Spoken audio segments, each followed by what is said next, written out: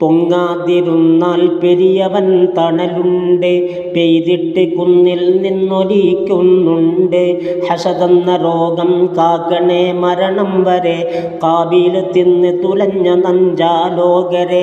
ഹസനാത്ത് മുഴുവൻ ചുട്ടരിച്ചത് നമ്മളെ, അറിയാതെ തെണ്ടിക്കുന്ന തീയാ മക്കളെ.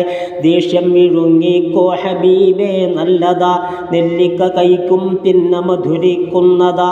ചിലരോ ക്ഷമിക്കും നീ ധരിക്കും മൂഢന, ബില്ലിൻ്റെ പിറകോട്ടുള്ള മാറ്റം എന്തിനാ? പരദൂഷണം കൊണ്ടുള്ളതും നഷ്ടത്തില, 10,000 പറ കണ്ടതും വെള്ളത്തില.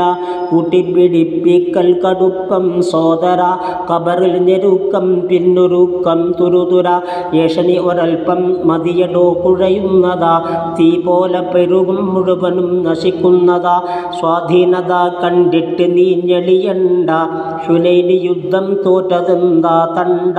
കാര്യം ഇലാഹിൽ കയ്യയച്ചോ നന്ന്, ബദറിൽ അതല്ലേ കണ്ട വിജയം അന്ന്. നീയത്ത് നല്ലതെങ്കിലെന്തും ചെയ്യടോ, തൗഫീഖ് പിന്നിൽ നിന്ന് തള്ളി തരുമെടോ. അന്യൻ്റെ മുമ്പിൽ മുട്ടുകുത്തൽ നഷ്ടമാ, അതിലുത്തമം ക്ഷമിച്ചിട്ടിരിക്കൽ മെച്ചമാ. അത്യാഗ്രഹം കൊണ്ടുള്ളതും നഷ്ടത്തില, ആദം മുതൽ ഇന്നും നെടും ഖേദത്തില. അനുവാദമില്ലാതെ കടക്കരുതെങ്ങുമേ, അനർത്ഥങ്ങളും ദോഷങ്ങളും വന്നെത്തുമേ. ഒളിച്ചുള്ള നോട്ടം കേൾവിയും അന്യായമാ, വലാ തജസ്സസു ഇലാഹിൻ വാക്യമാ. ശരിയായ വഴിയിൽ കൂടി വേഗം വേണം ചെല്ലുവാൻ, അല്ലാതെ ചെന്നാൽ ഇടവരും ക്ലേശിക്കുവാൻ. ഫാറൂഖുന സയ്യിദ് ഉമർ തൻ നാട്ടിൽ, വഴിമധ്യ നിന്നൊരു പാട്ട് കേട്ടൊരു വീട്ടിൽ. മതിലിൻ്റെ മീതെ ചാടി താനം നേരം, കതകിൻ്റെ പഴുതിൽ കൂടി നോക്കും നേരം.